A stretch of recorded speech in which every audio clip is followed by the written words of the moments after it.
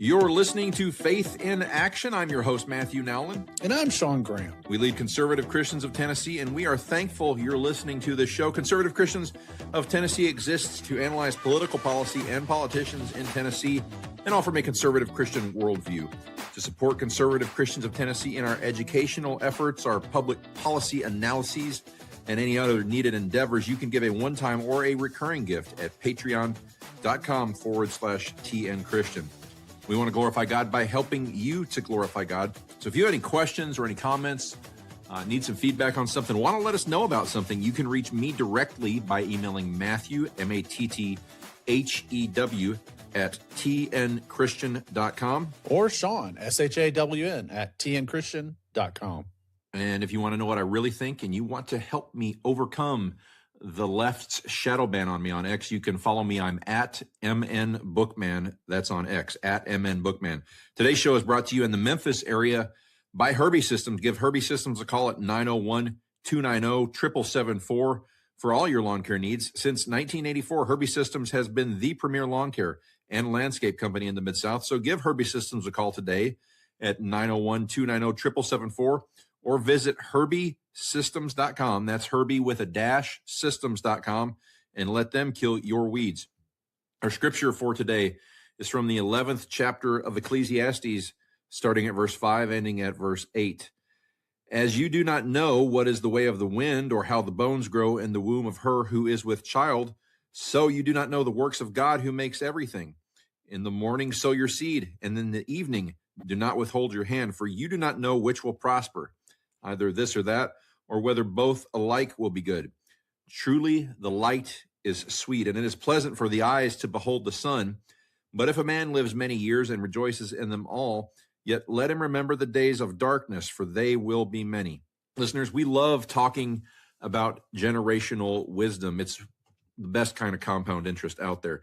It's great to listen to men and women who want to share what God has taught them, and it's amazing to feel energy with younger men as they talk about where they think it is that God is taking them. And as you see them trying to learn from the older generations, it's fun. And we hope you enjoy hearing those stories as much as we do. And we've taken home, Christian families has to be a multi-generational effort. And the church and our families must work hard to restore that multi-generational effort if we want to continue building wise leaders and strong families. You can go back to our archives for the past few months at patreon.com/TN Christian. And we encourage you to listen to any of those guests many of you have missed, because all the guests did a great job walking us through these issues and pointing us to real wisdom and best practices for us as we go forward. And that same focus is a key point of our show today, looking forward. That's through great books. And we've shared several great resources with you recently. We encourage you to take the time to learn from what these wise authors are studying. And the kind of authors that we have, it's always going to start with the Bible.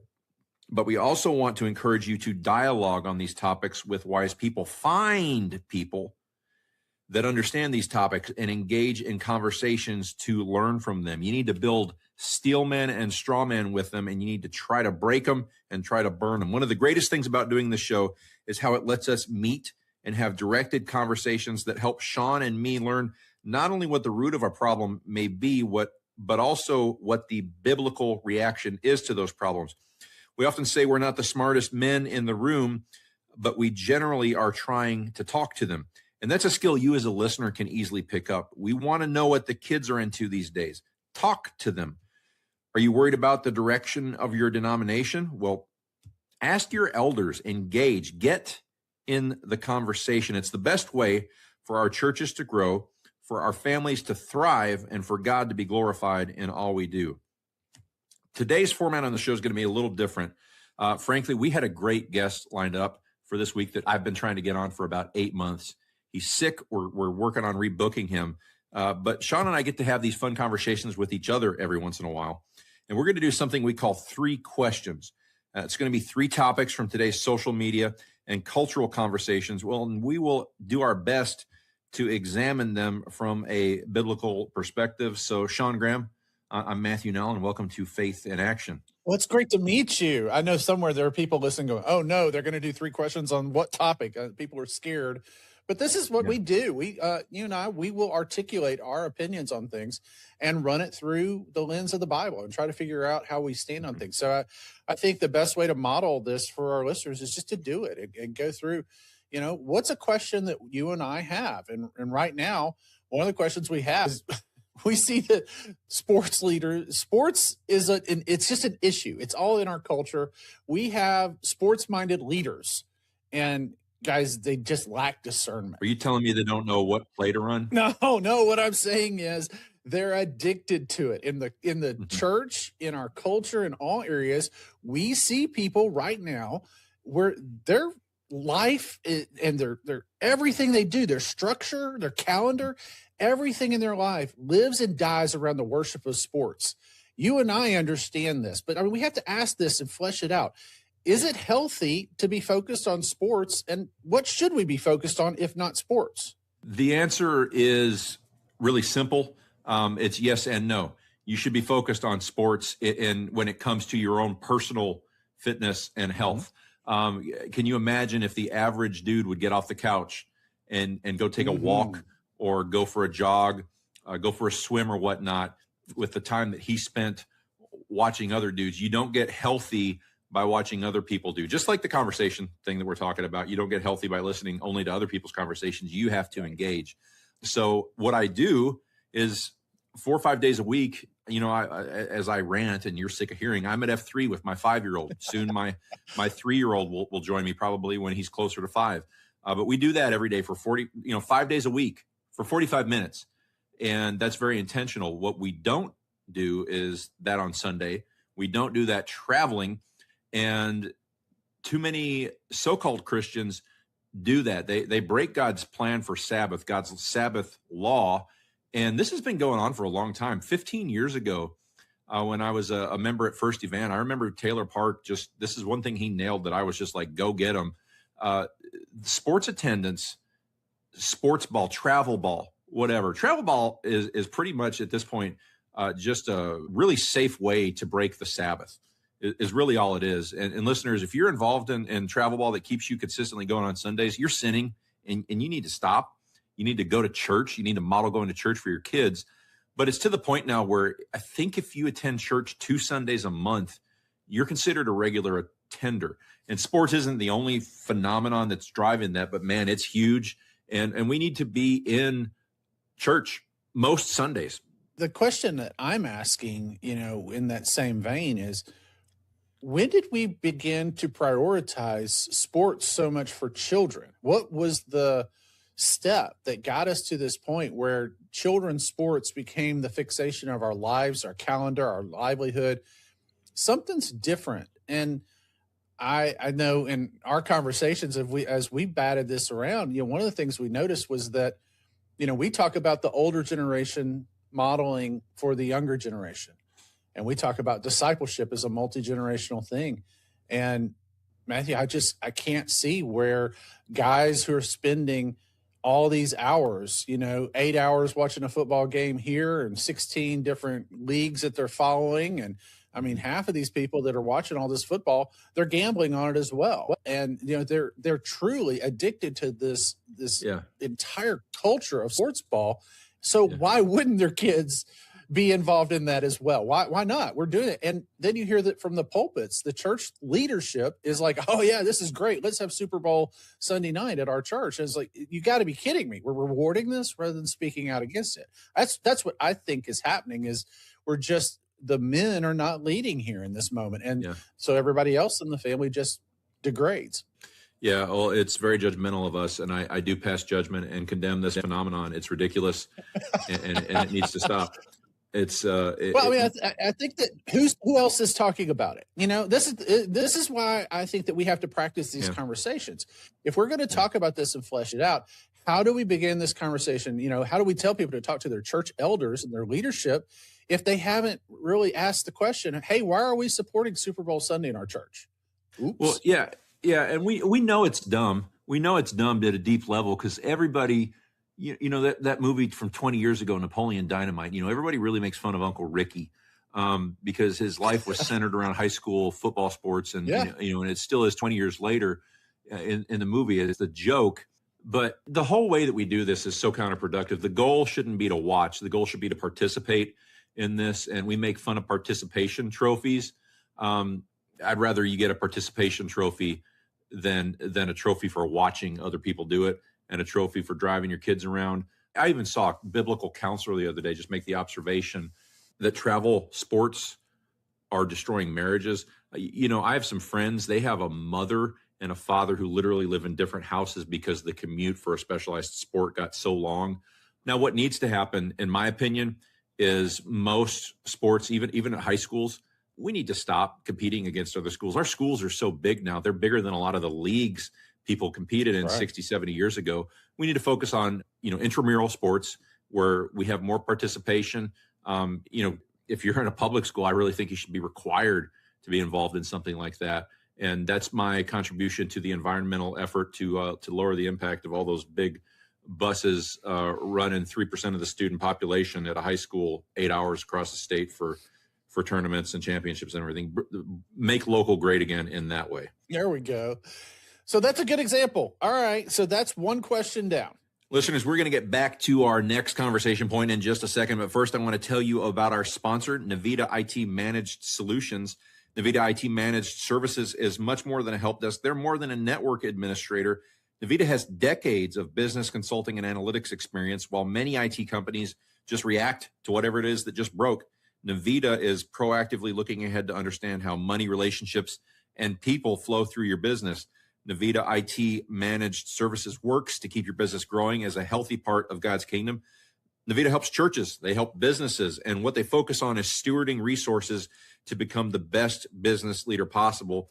Visit their website, navitait.com, today to learn more about Navita IT Managed Solutions. And we're excited to have a veteran-owned Christian business like Navita on board. We interviewed them a couple weeks ago. It was great. And their support this year has been great. And we know you'll love using Navita for all your IT solutions. And now we're back. We're going to talk about immigration. It's a current event. Shawn, the Minneapolis riots over law enforcement efforts to remove people who are by their very nature criminally here, illegal aliens.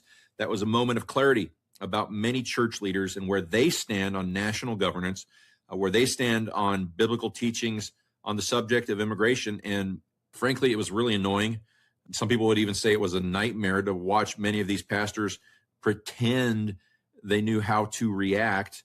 So what's a church member supposed to do if they find themselves in a church under a pastor or under leaders that take an event like that and just use it to scream against law enforcement and to support lawless riots, even if it's not directly apparent that that's what they're doing? Well, I think the biggest problem you have here is if you haven't learned to carry on these conversations, like discuss, with biblical clarity, the issues with your pastor, your leader, your Sunday school teacher, if you've never engaged on that, and then suddenly this riot starts in Minneapolis and you come stomping down the hall at church and you're going to have this conversation right now, we're going to talk it out.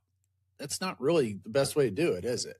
You got to build these conversations because we're family in these churches. We're family in these denominations. We're supposed to be able to have these from reasoned principle positions. So what does your denomination say? Do you have a stance, denomination? Does your church have an immigration, like we have a policy or this is how we work with this?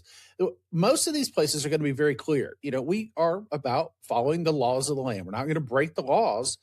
And when people are here illegally, that means they're breaking the law. It does not matter whether it was the crime of rape or theft or murder. It's still the fact that they've come here and they've broken our legal system for immigration. And so that conversation needs to be where we do. That's a biblical stance. You have access very, very clear at the Decalogue, how this is supposed to play out, how, we have a standard here. That's our standard. We use the word of God.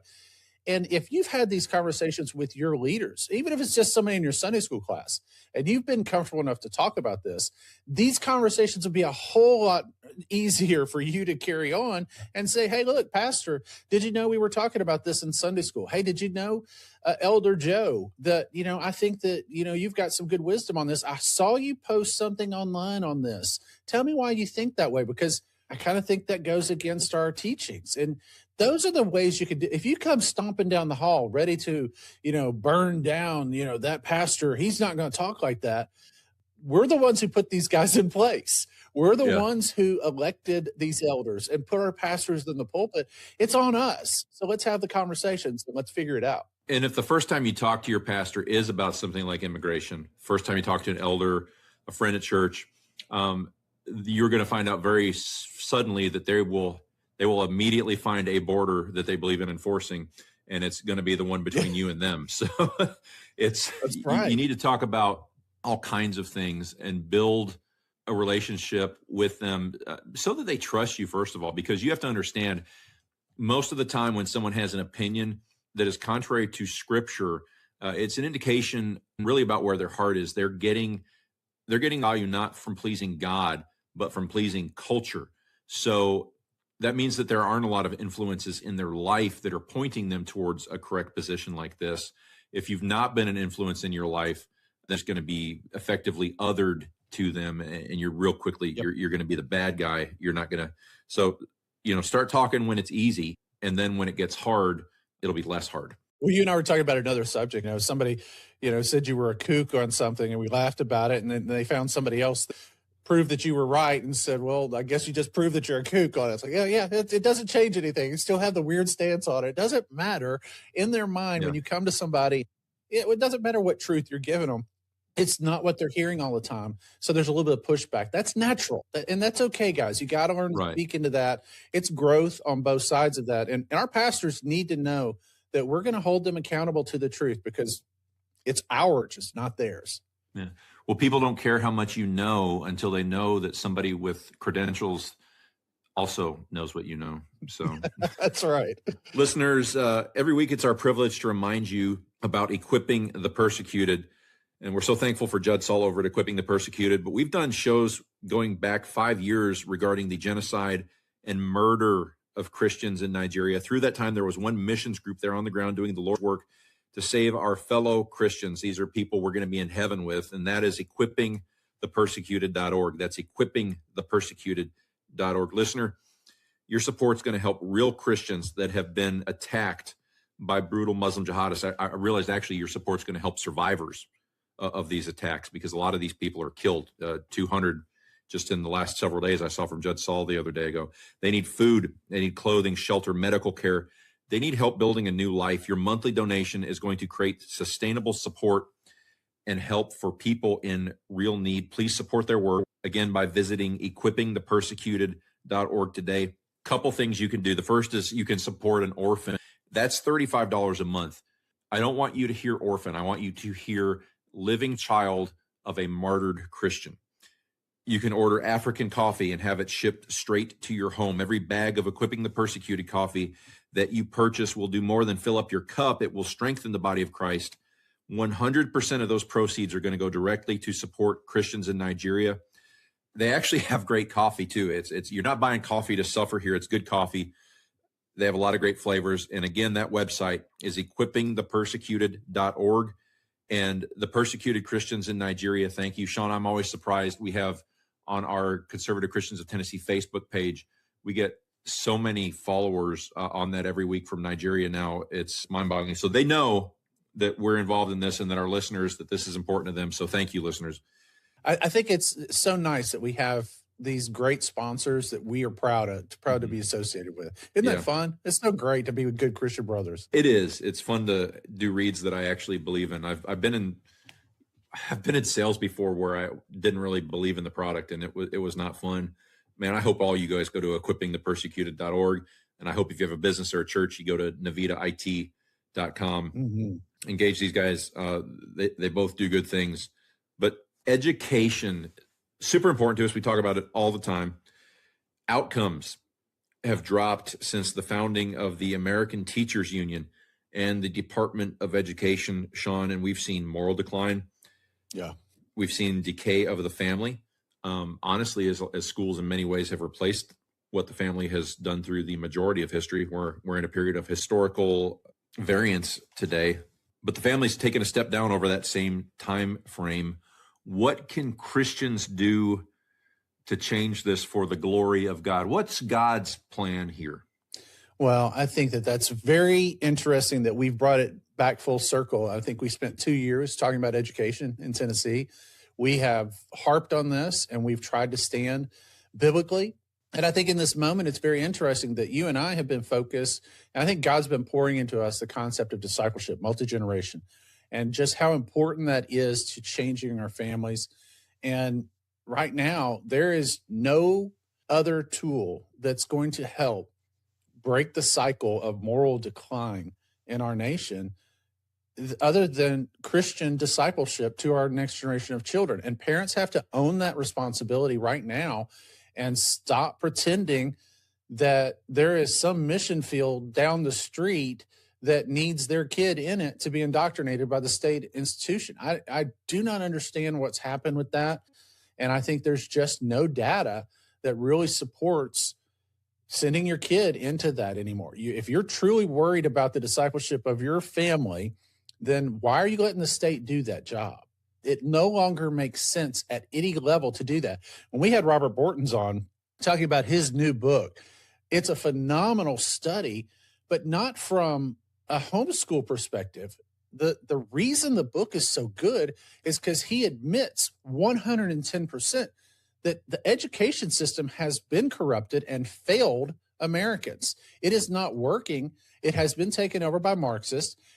So why are we still participating in it as Christians in the church? Why aren't we jumping in to save these kids? There's a lot of stuff we can do.